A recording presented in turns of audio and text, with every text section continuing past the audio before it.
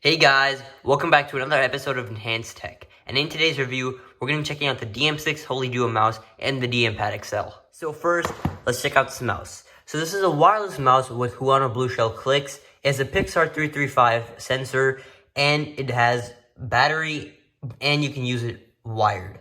And it's only 80 grams, and this all looks cool. The packaging looks insane. Let's take it out of the box. So this is one of those boxes that you have to pull out.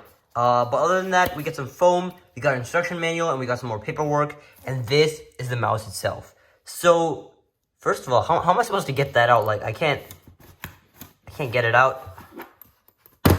There we go. Alright, so this is beauty itself. Look at that.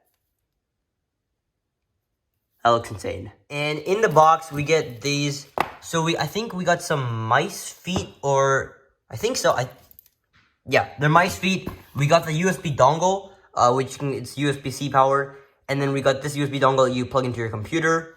And I think this is the USB-C cable that you can plug in and use it as a wired mouse. But other than that, that is all we got in the box.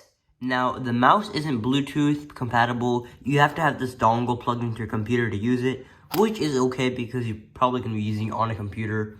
And it also has this kind of thing here. I'm not really sure what this is used for. It's probably a converter, because the USB, it was plugged in here, but that's a USB-C output, which I'm a little concerned of. But one thing I like about this is that this USB-C, it's like out of the mouse. So you can use literally, if you have a spare USB-C cable that you're using, you can use that, and you don't need to open the one that they gave you. So that's pretty cool. So first looks of this mouse, it's really good. I like it. I can palm grip, so it's big. I have pretty big, decent hands. It's good. Just the shape of it, I think is pretty good. So I have the Pulsar X Lite here. I made a review on that. If you want to check that out, it's right up there. But it's not similar in shape, as you can see. The Pulsar X Lite has a little bit of a curve here. So when I put my hand, there's nowhere to place. And same for this one. I mean, there's no really where to place my hand. It's just kind of there. So it's similar. It's not the same, but the shape, I think it's pretty good. It's an ergonomic mouse, so I think it's pretty good for the shape. The switches on these mouse are Huano Blues, which sound not horrible,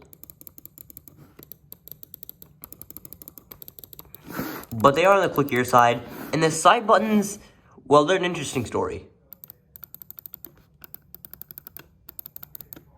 Yeah, so the buttons are obviously clicky, and one thing I discovered is that you don't even need to press too hard, but if you press a little bit on here, it goes inside, which is a little bit weird. And these clicks here, one thing I also saw is that you can just like move them like that, and they go a little bit this way. I mean, if you don't do that, I think it shouldn't be a problem. But it's okay. And the scroll wheel, I mean, it's normal. So yeah. Looking at the build quality of this mouse, it's pretty well built for a price point, as I'm bending it, but I hear no creaking. And I hear a little bit of rattle when I shake it. But I think it should be okay, and it doesn't disturb me too much. Here, there is a DPI button.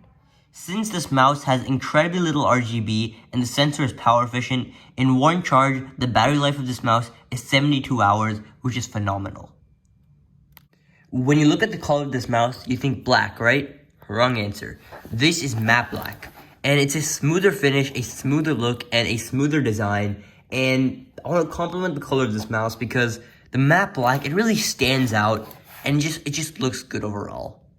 I've used this mouse for a little bit now, and here are my thoughts. So basically, first, the grip of the mouse, it's pretty good. There's holes, so I mean, they don't really bother me too much. The side buttons, obviously they do go like that, but that doesn't bother me at all. They are a little bit clicky, but that's okay. And you know, this mouse is like, I think 78 grams, something like that. Yeah, 78 grams or 70 grams. But for that, I mean, it's a little bit hard to move, like on the mouse pad, it's a little bit hard to move my wrist requires a little bit more action. Whereas the Rocat Home Pro Air, 75 grams, it's really easy to move like that. This one's a little bit hard to move. It's like a little bit more, how do I say it, like heavy. It feels heavy in my hand. Otherwise, I mean, it's not bad. Obviously, you can change the DPI button, so you only have to move a little bit for the mouse cursor to move a lot. You can change the DPI button to your preference. And the mouse feet, they're also pretty good. They don't glide as well on the mouse pad. I'm going to show that to you in just a second here. The glide is not bad.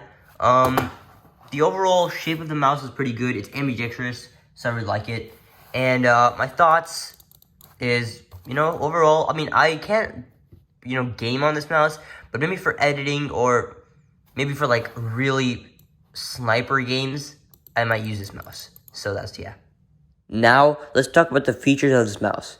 This mouse has a honeycomb structure, and it's pretty lightweight, weighing in at only 78 grams. It can be used wired or wireless with an RF receiver, and the mouse goes up to 16,000 DPI.